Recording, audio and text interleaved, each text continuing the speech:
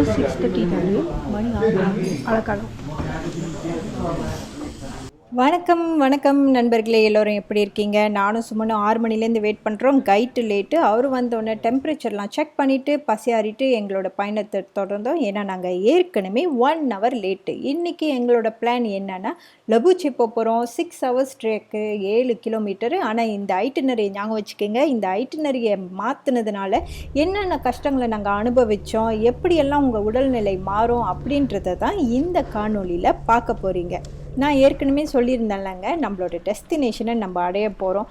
அதனால ட்ராக் ரொம்பவே கஷ்டமாக இருக்கும், ஆக்சிஜன் லெவல் ரொம்பவே குறைவாக இருக்கும்.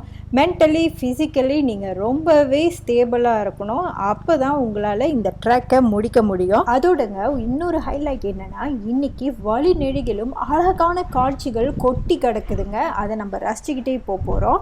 அதோட இன்னொரு ஹைலைட் என்னென்னா, 4800 மீட்டர் உயரத்தில் மெமோரியல் வியூ பாயிண்ட், அதாவது உயிர் இழந்தவங்களோட இந்த ஷெர்பாஸ் மலை ஏறினவங்களோட 100 பேரோட நினைவு சின்னங்கள் இருக்குது. அதையும் நம்ம பார்த்துட்டு போக போகிறோங்க.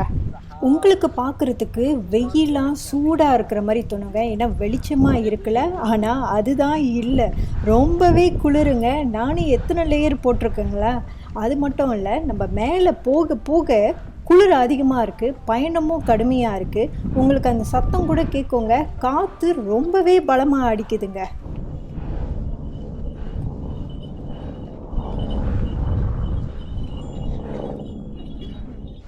நீங்கள் பார்த்தீங்கன்னா நான் மெதுவாக பேபி ஸ்டெப் போட்டு தான் போயிட்டுருக்கேன். ஏன்னா எனக்கு காய்ச்சல் நின்றுருச்சு, சளி இருக்குது, அதனால் மூக்கெல்லாம் அடைச்சிட்ருக்கா. எனக்கு மூச்சு விட ரொம்பவே கஷ்டமாக இருக்குது. அதனால் வாயில் தான் மூச்சு விட்டுட்டு போயிட்டுருக்கேன். எவ்வளோ தான் சளி சிந்தினாலும் மூக்கெல்லாம் அடைச்சிட்ருக்கா. இந்த மாதிரி ஹைக்கிங்கில், அதுவும் ஹை அல்டிடியூட்டில் ரொம்பவே கஷ்டமாக இருக்குங்க. எப்போதும் போல் நானும் போட்டுறது தான் முன்னுக்கு போயிட்டுருக்கோம். போட்டர் தான் எனக்கு கம்பெனி பண்ணிகிட்ருக்காரு. கொஞ்சம் நேரம் ரெஸ்ட் பண்ணிவிட்டு பயணத்தை தொடரும். இந்த இடத்துலலாம் பார்த்தீங்கன்னா ஆறு ஓடுற சத்தம் உங்களுக்கு நல்லாவே கேட்கும். அந்த தண்ணி அடிச்சுக்கிட்டு போகிற சத்தம் இருக்குல்ல, அது என்னன்னாங்க, இந்த ஐஸ் கட்டிலாம் கரைஞ்சி தண்ணியாக ஓடுறத பார்க்கலாங்க. அவ்வளோ அழகாக இருக்குது. போக போக பயணமும் கடுமையாக இருக்குது, காட்சிகளும் அழகாக இருக்குது.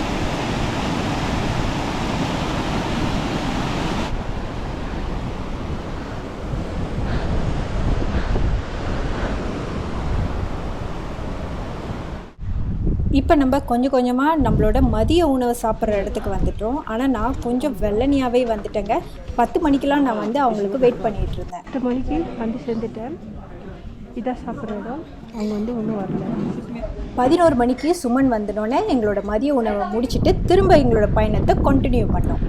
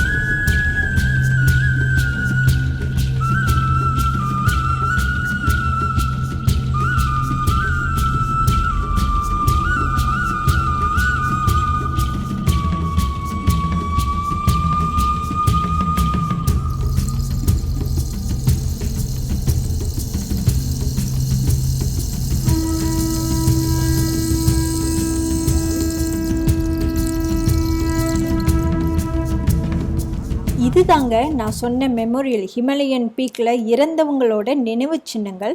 இந்த சின்னங்கள் சின்ன சின்ன கல்லில் அவங்களோட பெயர் மற்றும் சில வார்த்தைகள், rest in peace, go sleep forever in Everest அப்படின்னு அந்த எழுத்துக்களை பதிச்சிருக்காங்க.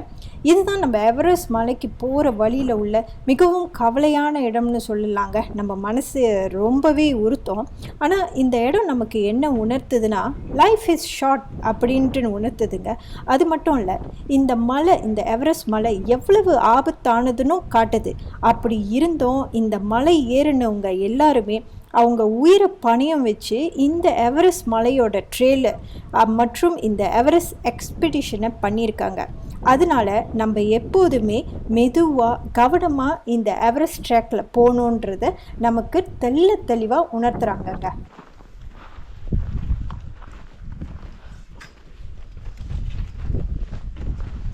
இதே நேரத்தில் இன்னொரு விஷயத்தையும் நான் உங்கள் கூட பகிர்ந்துக்க போகிறேங்க. ரொம்ப பேர் எவரெஸ்ட் பேஸ் கேம்ப் தான் எவரெஸ்ட் பீக்னு நினச்சிட்ருக்காங்க. அப்படி இல்லைங்க. எவரெஸ்ட் பீக் அதோட சம்மிட் ஹைட்டு பார்த்திங்கன்னா 8848 மீட்டர் உயரங்க. நம்ம போகிறது எவரெஸ்ட் பேஸ் கேம்ப். இதோட உயரம் பார்த்திங்கன்னா 5364 மீட்டர். அந்த உயரத்துக்கு போய் அதை டச் பண்ணிவிட்டு வர போகிறோங்க. இந்த எவரெஸ்ட் சம்மிட் போகிறாங்கள்ல, அவங்க தான் இந்த எவரெஸ்ட் பேஸ் கேம்ப் இந்த இடத்துல கேம்ப் போட்டு தங்கிட்டு அதுக்கப்புறம் அவங்க உச்சிக்கு போகிற பயணத்தை தொடங்குவாங்க. இதில் உங்களுக்கு நல்லா கிளாரிஃபை பண்ணிட்டேன்னு நினைக்கிறாங்க. அதனால் எவரெஸ்ட் பேஸ் கேமும் எவரெஸ்ட் பீக்கும் ஒன்றுன்னு நினச்சிக்கிறாங்க. இது 2 டிஃப்ரெண்ட் விஷயங்க. என்னால் இப்போதைக்கு எவரெஸ்ட் பேஸ் கேம்ப் மட்டும் தான் போக முடியும். அந்த பயணமே இவ்வளோ கடுமையாக இருக்குன்னா எவரெஸ்ட் சம்மிட் போகிறவங்க நம்ம அந்த நினைவு சின்னங்கள்லாம் பார்த்தோம்ல, அவங்க அப்பயே அந்த மலைக்கு போகிறதுக்கு எவ்வளோ கஷ்டங்கள் அனுபவிச்சிருப்பாங்க. உயிர் இழக்கிற வரைக்கும். அப்படின்னா இந்த மலை எவ்வளோ ஆபத்தானதுன்னு இப்போ உங்களுக்கு புரிஞ்சிருக்கோங்க.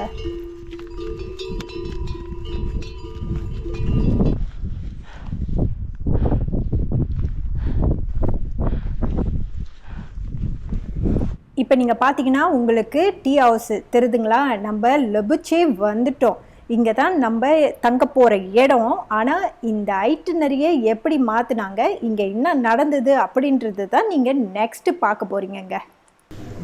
சப்போஸ் எங்கள் 2 பேருக்கும் ஆளுக்கு ஒரு சிங்கிள் ரூம் கிடைக்கணும். என்ன பண்ண போகிறாங்கன்னு தெரில. நேற்று போடல, அங்கே சிங்கிள் ரூம் கிடச்சிச்சு. சம்டைம் நம்ம ரொம்ப சாஃப்டாக இவங்ககிட்ட இருந்தோம்னு வச்சுக்கோங்களேன், மிளகா அரைச்சிடுவாங்க. நம்ம கொஞ்சம் ஃபேமாக இருந்தோன்னா தான் நம்ம கேட்டது கிடைக்கும். பிகாஸ் இதெல்லாம் நம்ம முன்னாடியே பேசிட்டோம், இதெல்லாம் முன்னாடியே பே பண்ணிட்டோம். அப்போ அவங்க தான் அரேஞ்ச் பண்ணணும்.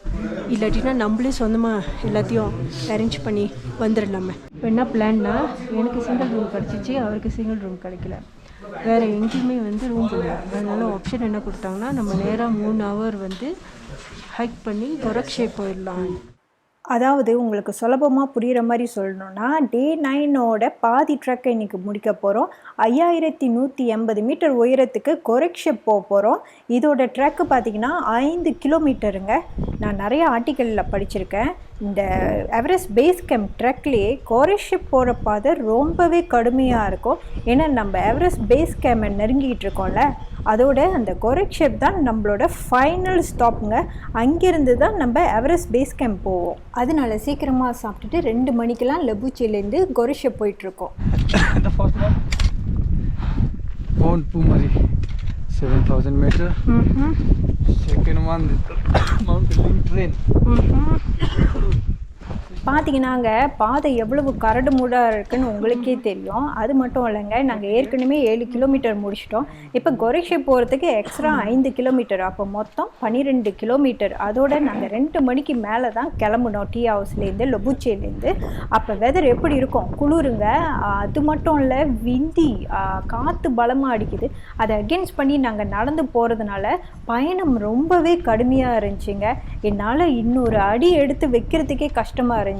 சுமனுக்கு வேற ஒரே அதிர்ச்சி. எப்போதும் நான் முன்னுக்கு போவேன், ஏன் நான் பின்னாடி ரொம்ப மெதுவாக வரேன் அப்படின்றது அவர் ரொம்பவே கவலைப்பட்டுட்டு இருந்தார்.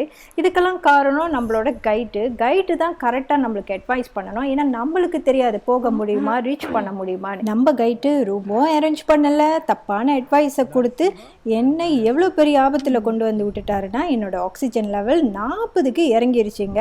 இந்த மாதிரி நம்ம ஹைக்கிங் எவரெஸ்ட் பேஸ் கேம்ப் போகிறது ஒரு மனுஷனுக்கு 75% மேலே தான் இருக்கணும். 40ன்றது ரொம்பவே கிரிட்டிக்கல். இதெல்லாம் பார்த்த சுமன், இதெல்லாம் சரிப்பட்டு வராதுன்னு என்னை ஏசி இன்னும் 2 கிலோமீட்டர் தான் இருக்குச்சு, எனக்கு தெரியும். ஆனால் உங்கள் உடல்நலம் ரொம்ப மோசமாக போயிட்டுருக்கிறதுனால குதிரையில் ஏற்றி அவரே காசு கட்டி டீ ஹவுஸ்க்கு அனுப்பி வச்சுட்டாரு. சரியான குளிர். உள்ளுக்கு ஹாட் பேக் வச்சுருக்கேன். 1000 rupees. ஏன்னா நாங்கள் சப்போஸ் இன்னைக்கு கீழே இருக்கணும், சிங்கிள் ரூம் இல்லை. ஆனால் எனக்கு தெரியும் கொரக்ஷே அது ஹார்டாக இருக்கும். இருந்தாலும் சிங்கிள் ரூம் வேணும்னா மேலே போங்கன்ட்டார் கைட். அப்போ நாங்களும் ஆரம்பித்தது 2 மணியா. என்னால் உண்மையிலே முடியல, பிகாஸ் இட்ஸ் விண்டி.